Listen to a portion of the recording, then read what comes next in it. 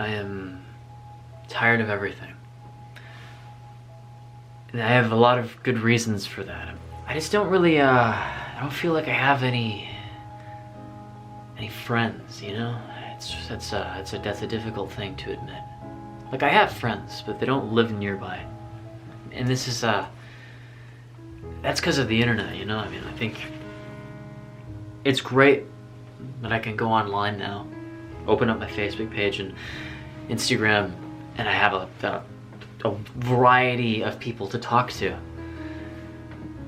But then the people who watch your stories are not the people who talk to you every day.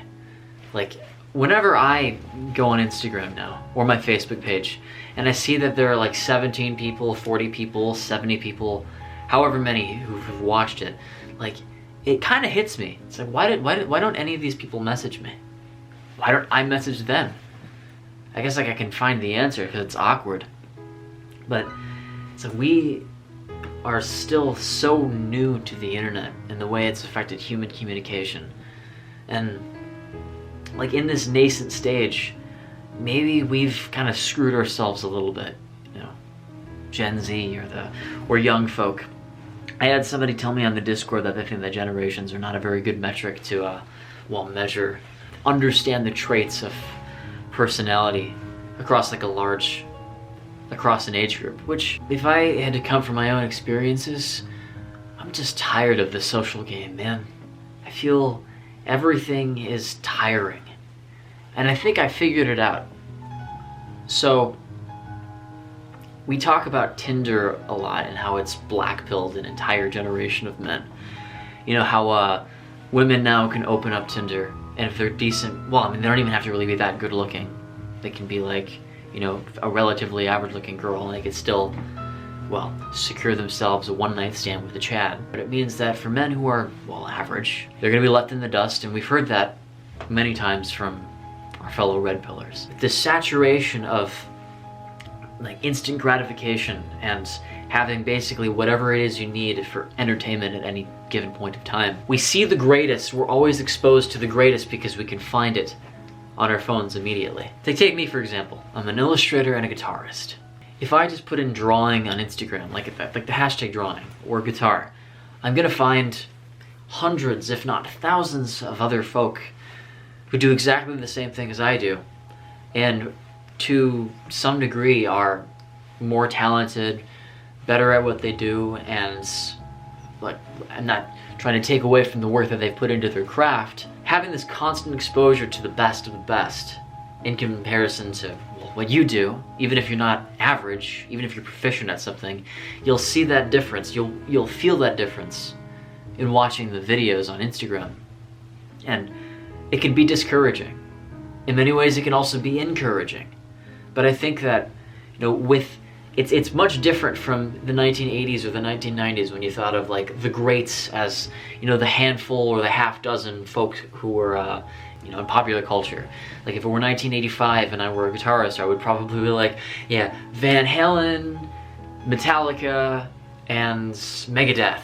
Maybe Iron Maiden would, you know, those were my guitar gods. Now, like, you can have your pick of however many people you really want. You can find, like I said, hundreds of people who are probably as good as Van Halen or whatever artist you can think of, and it's watered down the effect, you know, say a large cultural icon has on a large group of people over time. We all know who Billie Eilish is, but as much as Dave Grohl is going to say that Billie Eilish is the Kurt Cobain of this generation, the way that Kurt Cobain came out from the woodworks and burst through the gates in 1991 and changed the face of rock is not the same way that Billie Eilish has come in with her sad pop music and changed the face of pop. It's not the same as Nirvana from what everybody tells me. Now, I wasn't alive, and I don't know if there are any Gen Xers or really young millennials in this audience, but if you have any like insight to give me on what it might have been like when Kurt Cobain exploded in the early 90s, please let me know. I'm a huge Nirvana fan, and I say that as I'm wearing a Smashing Pumpkins shirt. Somebody fucking kill me. That is maybe why a lot of us are jaded, is we're exposed constantly to the best of the best, and it forces us to look into the mirror and project our insecurity onto ourselves because we're very aware of how much better that we could possibly be. And you can be that good with enough passion and,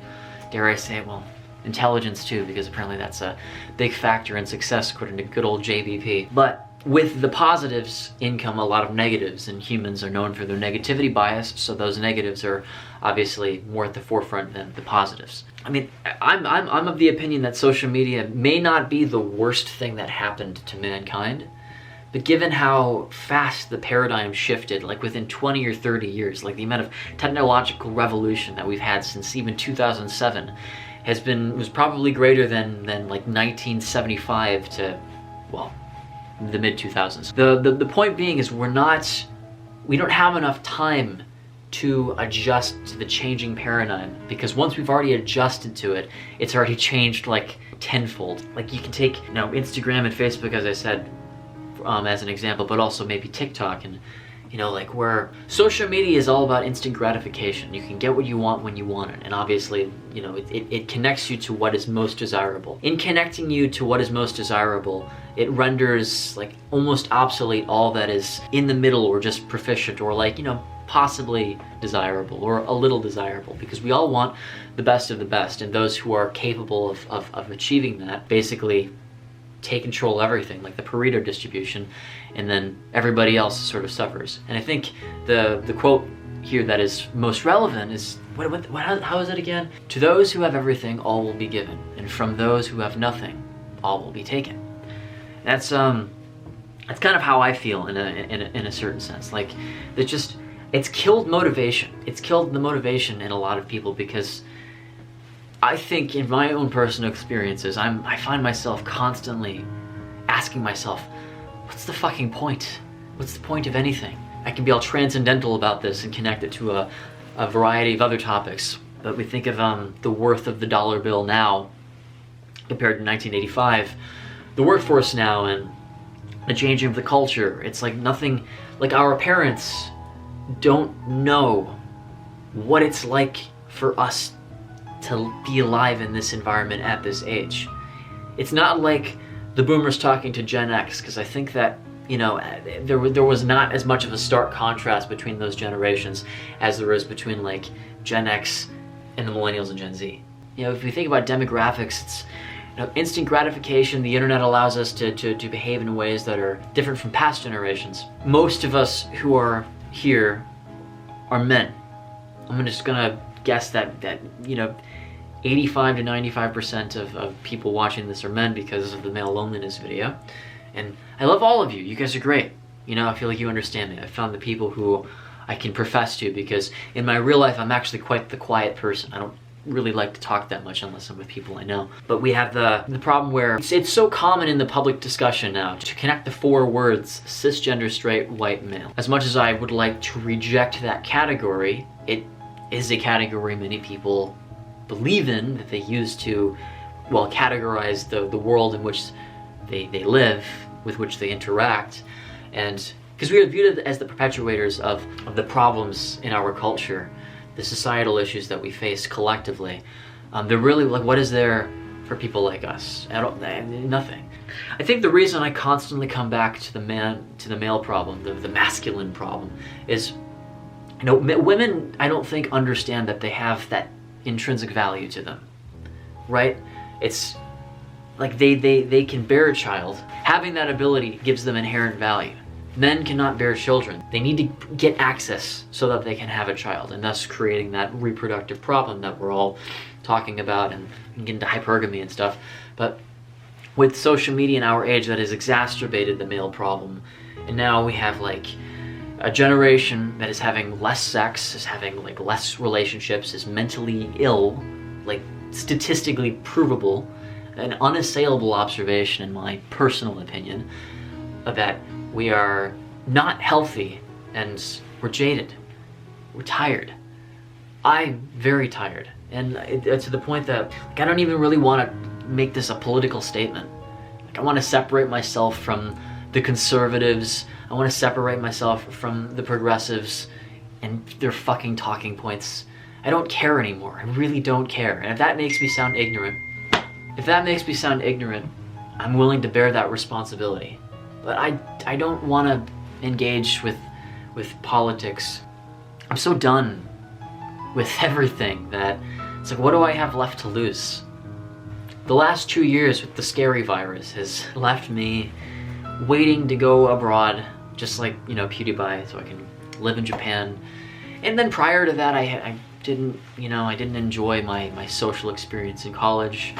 If I had to be as transparent with you guys as much as I can, I feel like the world either A, doesn't give a crap about me, or B, it hates me. I don't even want to fight back. I just, like, okay. If the world does not want me, if God hates me, if I'm God's unwanted child, so be it, as they say in Fight Club, so be it. Letting go of everything, letting go of my expectations of being popular on social media, letting go of my expectations of, like, you know, finding a good friend group, letting go of my expectations that I'm gonna be happy with my girlfriend forever, and instead just live in the moment. You know, it brings me a lot of peace. It's like that scene in Fight Club, you know? It's the car scene. Does anyone remember the car scene in Fight Club where Tyler is discussing Project Mayhem with the narrator? This is so cliche. Fucking Doomer Dress dude talking about Fight Club. Oh, I'm gonna get ripped for this. Tyler is in the car talking to the narrator, and at some point they get into an argument in which Tyler just eventually says, "Let go." Metaphorically, if you let go of that car, you're probably gonna fear that you will get into a crash or a car is going to hit you. And the truth is, if you let go of that wheel while still holding the gas, you're gonna get into a crash. You have no control. When the car crashes, the two are still alive. They get out and they're relatively, I mean, they're not unscathed, they're definitely scathed, is that a word? But they live with those scars, and they move forward with their lives. And I think that's kind of how I am now. So I'm gonna let go. I'm gonna let go of my fear of bad things that will potentially happen to me. While a lot of those fears would lead to unwanted, undesirable things, they are certainly surmountable and able to be survived. And in surviving them, I mean, I think Freud puts it, when you look back at the hardest times in your life, they're actually usually remembered as the most beautiful. And I think he's right, you know? But yeah, I'm tired. I'm really tired, and this video didn't really have a huge plan or anything. I just wanted to get it out, you know? Like, I feel good that I can communicate about this now, but I don't want to impress people anymore. I don't want to impress people anymore. I don't want to be like the big dog in a social hierarchy. I just want to be, man. You know, that's it. Quick little story, and then I'll end the video because this is already 20 minutes long, and a lot of you guys don't actually end up making this far. But I had a good friend back in college. I won't say who he was, but I remember that he's a Buddhist. He liked Buddhism as a philosophy, and I was still in the midst of my Kurt Cobain phase, you know, like rather be hated for who I am than to be